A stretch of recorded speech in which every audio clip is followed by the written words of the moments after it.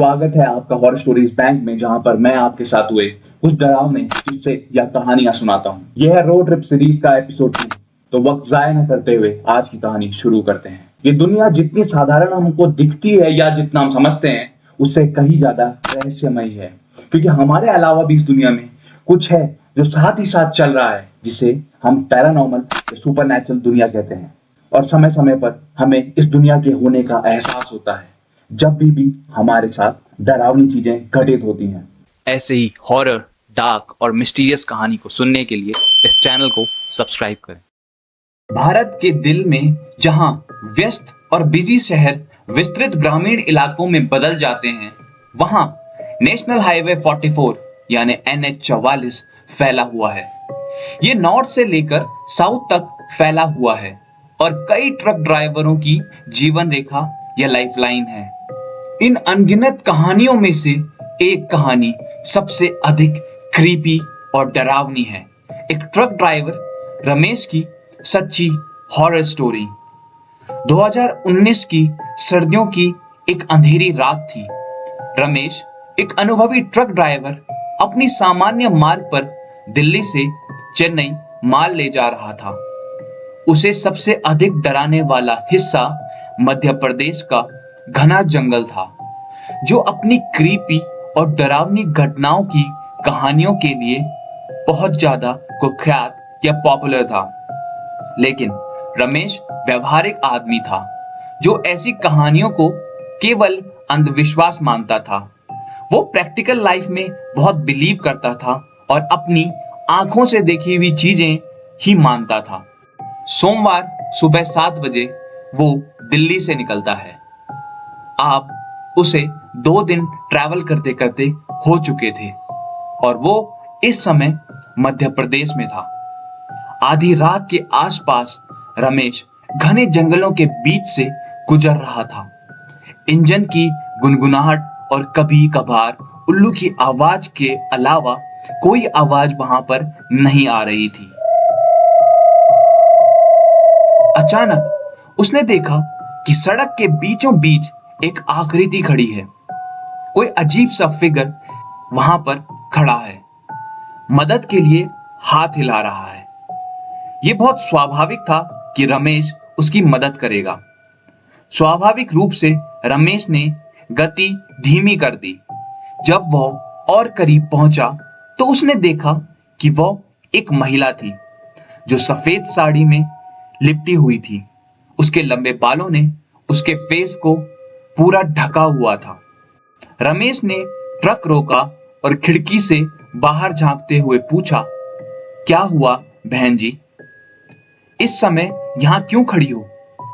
महिला ने अपनी दर्द भरी आवाज में कहा, भैया, मेरी गाड़ी खराब हो गई है। और सच में वहां पर एक खराब गाड़ी थी और वो कहती है कि मुझे गांव तक पहुंचना है। क्या आप मुझे वहां छोड़ सकते हैं? हालांकि रमेश को थोड़ा अजीब लगा। उसने सोचा कि इस सुनसान जगह पर किसी की मदद करना उसकी जिम्मेदारी है। वहीं और साथ ही उसे थोड़ा घबराहट भी हो रही थी। उसने महिला को ट्रक में बिठा लिया और गाड़ी चलाने लगा। जैसे जैसे वे आगे बढ़े, रमेश ने महसूस किया कि ट्रक का तापमान या टेम्परेचर अचानक बहुत ठंडा हो गया है। बहुत कोल्ड उसे इंटरनली महसूस हो पा रहा था। उसके आसपास एक अजीब सी स्मेल भी आने लगी। एक अजीब सा ऑरा उसके आसपास क्रिएट होने लगा।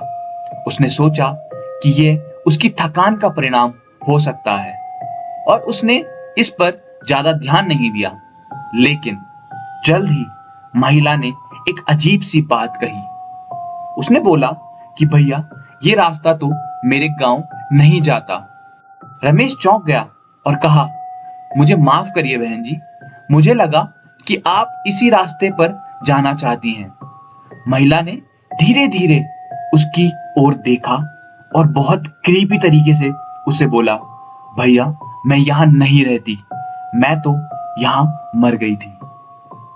ये सुनते हुए रमेश को बहुत अजीब लगा। रमेश चौंक गया।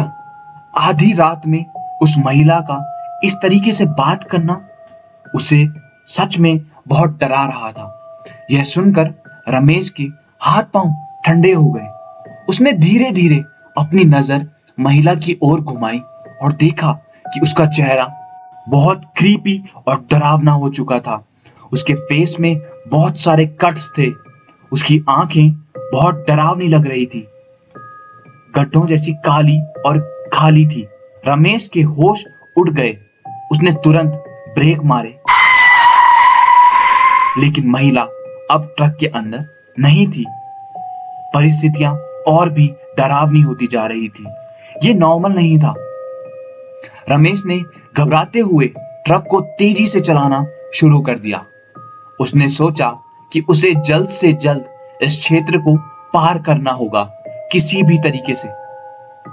लेकिन जैसे जैसे वो आगे बढ़ता गया, उसे ट्रक के पीछे से किसी के हंसने की आवाजें आने लगी।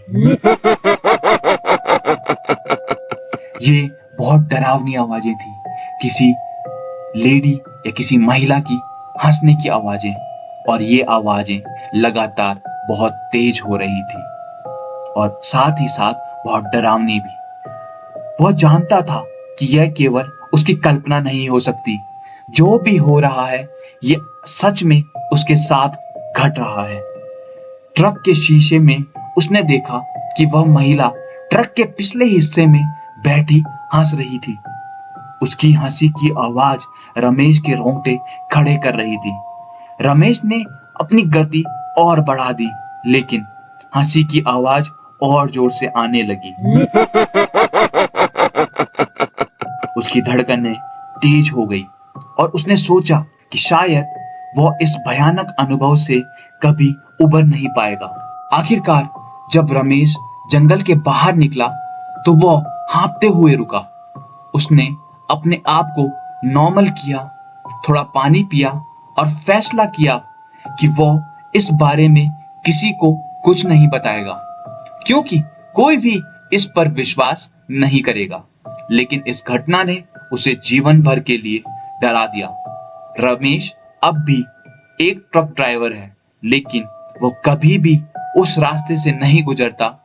वो हमेशा उस भयानक रात को याद करता है, जब उसने अंधविश्वास को वास्तविकता में बदलते हुए देखा। अब वह अपने साथी ड्राइवरों को भी इस रास्ते से बचने की सलाह देता है। हमारे अलावा भी इस दुनिया में एक और भूतों या आत्माओं की दुनिया चल रही है। इस घटना ने उसे इतना डरा दिया कि आज तक वो इस सदमे को भुला नहीं पाया है। इस घटना के कुछ समय बाद रमेश एक और ट्रक ड्राइवर से मिला, जिसने उसी इलाके में इस महिला को देखा था। उस ड्राइवर ने बताया कि वो महिला उस क्षेत्र में बहुत पहले किसी एक्सीडेंट में मारी गई थी और तब से उसकी आत्मा लगातार वहां पर भटक रही है और मदद की उम्मीद करती है। रमेश को तब एहसास हुआ कि वो अकेला नहीं था जिसने उस डरावनी रात का सामना किया, लेकिन वो उन चंद भाग्यशाली लोगों में से है जो उस अनुभव से बच निकल पाए।